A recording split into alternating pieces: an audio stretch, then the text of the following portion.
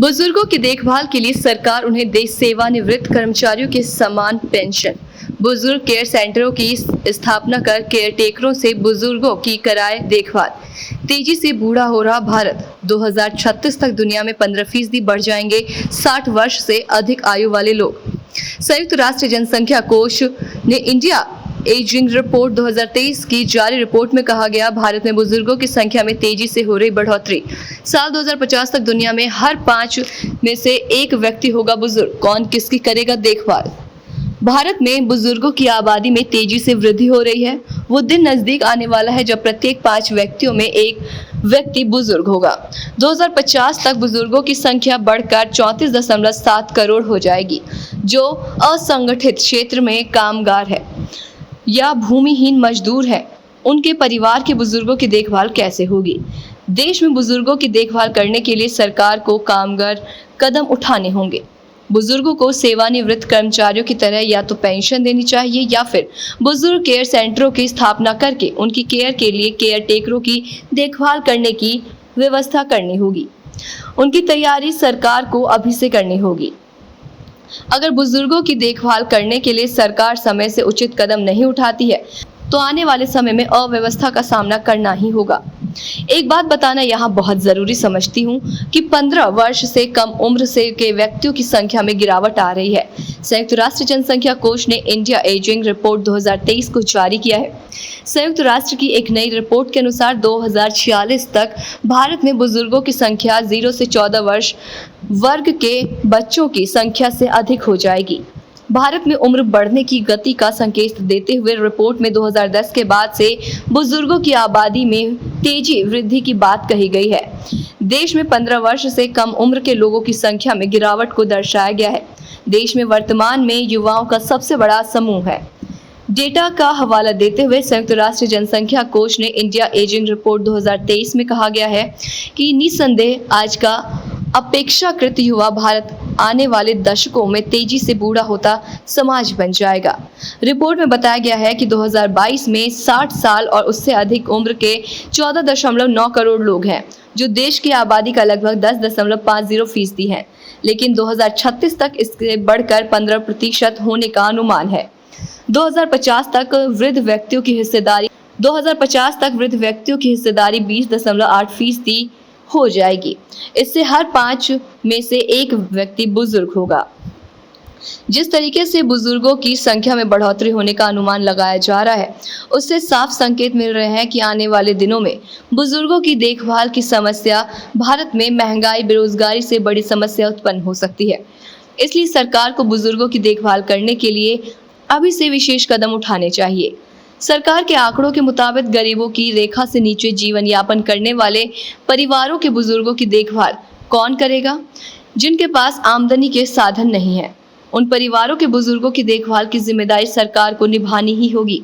जिस तरीके से पश्चिमी देशों में बुजुर्ग केयर सेंटर बनाकर उन केयर सेंटर में बुजुर्गों की देखभाल के लिए केयर सेंटरों की नियुक्ति की जाती थी, इसी तरह व्यवस्था भारत में भी विकसित करने की आवश्यकता है। हमारे देश संसाधनों के अभाव और आर्थिक विपन्नता के कारण बड़ी संख्या में बुजुर्ग या तो भीख मांगने को मजबूर हो रहे हैं या फिर असाध्य रोगों का शिकार हो कर देखरेख का अभाव के कारण नरकीय जीवन जीने को मजबूर है। बुजुर्गों की केयर करने के लिए क्या उपाय किया जा सकता है? असहाय बुजुर्गों और समाज के जागरूक लोगों से बातचीत पर आधारित देखिए पूरी रिपोर्ट। क्या नाम है आपका? श्री किशन। श्री किशन, जागीर के रहने वाले हो? जागीर साहब रिश्तेदारी में हमें 40-45 साल हो गए। अच्छा, बच्चे अच्छे नहीं हैं? बच्चे से खत्म हो गए साहब। हाँ, कैसे? लड़का एक था, वो खत्म हो गया। लड़कियाँ अपने घर की। खेती वेती है तुम्हारे पास? नहीं साहब, हाँ, कुछ भी नहीं है। अच्छा। यहाँ कितने दिन से रह रहे हो? यहाँ हम कल आए साहब। कल आए हो? शाम को खाना मिला था? हाँ साहब। बढ़िया खाना मिलता है? हाँ। किशोरी देवी। किशोरी, कहाँ रहती हो? अच्छा, यहाँ वृद्धाश्रम में रहती हो? अच्छा, क्या बच्चे देखभाल नहीं करते? करते हैं अपने खुशी से, कसो रह रहे कसो परेशानी होती बा टाइम बच्चा तो बच्चे हैं, खेती बाड़ी है ना, मेहनत मजदूरी कर रहे बच्चा। अच्छा, हाँ, परेशानी है। खेत वेत नहीं तुम्हारे पास? हाँ, कुछ नहीं। नौकरी परिवार में किसी का? हाँ, कुछ नहीं। अच्छा, ऐसी मेहनत- मजबूरी में। हाँ, रामादास कहाँ के रहने वाले हो?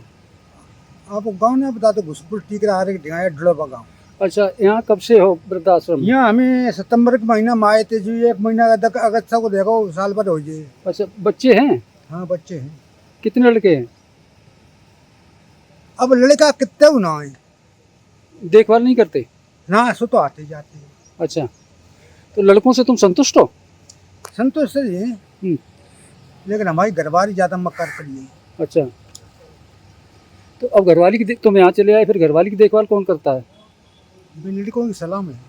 अच्छा, तो घरवाली से परेशान होकर यहाँ वृद्धाश्रम में रह रहे हो? और लड़कों से? लड़कों ते फिर भी कहीं तक ठीक ही है रहा। अच्छा, यहाँ खुश हो, देखभाल खुश सही है, होती? ठीक है। ईमानदारी से बताना, कितने रुपया दे के आई लड़कों को? अबे कहूँ हाँ? अबे कहूँ तो ही नहीं देखा कब लड़का तुम्हें दे हो? हमें ना ये कहूँ दे तुम्हारे लड़का को कबहू ना दे। अच्छा, पहले गई तब कितने दे आई थी? हाँ कहीं ना, अबे है ना। पहले, अब जाता पहले ही तो गई थी, हाँ हाँ, तब कितने रुपया दे आई थी? कितने ही ना।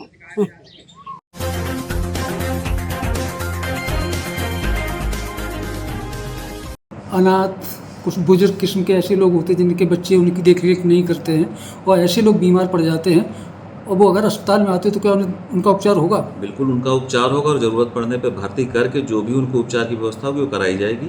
इसमें अटेंडेंट हो या ना हो, उनका उपचार होगा। अच्छा, उनके रहन सहन और खान पीन की क्या व्यवस्था होती रहने है? के लिए हॉस्पिटल का बेड है ही, और बाकी खाना हॉस्पिटल से मरीज को और उसके एक अटेंडेंट को निःशुल्क मिलता है। जिस तरीके से भारत एक युवाओं का देश है, और आने वाले कुछ सालों बाद भारत में आज युवाओं की संख्या देखे, आने वाले टाइम पर वृद्धों की संख्या अधिक होगी।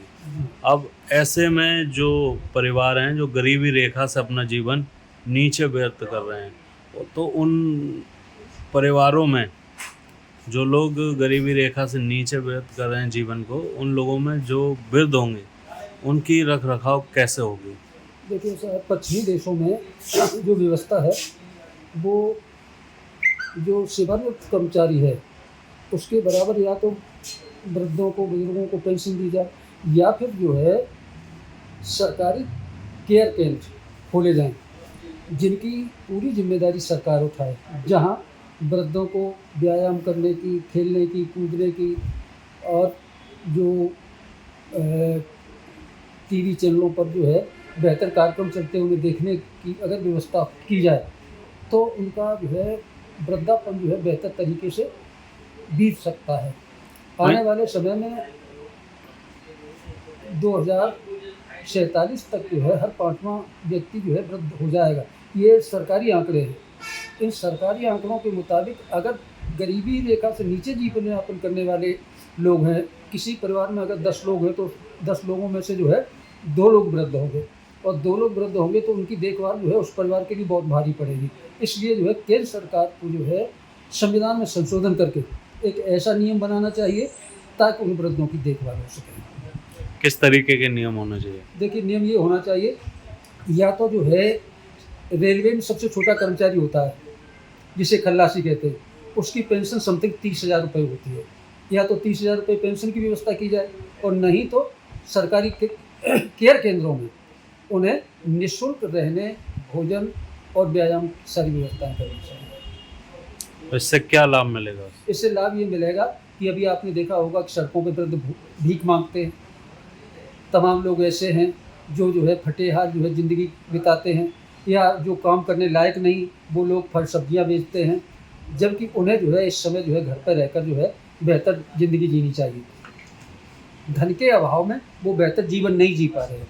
इसलिए सरकार को जो वृद्ध हैं उनके बेहतर जीवन जीने की व्यवस्था जो है स्वयं करनी चाहिए। वृद्धों की बेहतर जीवन जीने की व्यवस्था के लिए किसको जिम्मेदार ठहराएंगे आप? नहीं, केंद्र सरकार जिम्मेदार है।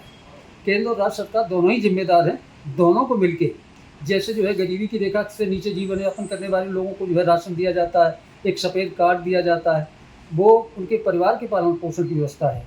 जब व्यक्ति जो है काम करने के लायक नहीं रहता है, जब उसके जो है हाथ पैर काम नहीं करते, जब वो लोगों को जो है परिवार में भी जो है इतनी जो है गरीबी होती है कि उन लोगों को भरपेट भोजन नहीं मिल पाता, ऐसे समय में वृद्ध कैसे अपना जीवन गुजारेगा, ये जिम्मेदारी तो सरकार को उठानी पड़ेगी। ऐसा पश्चिमी देशों में हो रहा है। पश्चिमी देशों में सरकारी केयर केंद्र खुले हुए हैं, उनमें लोग रहते हैं, वो अपना जीवन यापन खुशी सरकार से क्या मांग कर रहे हैं आप? सरकार से यही मांग कर रहे हैं कि आने वाले दिनों में जो है वृद्धों की संख्या बढ़ेगी।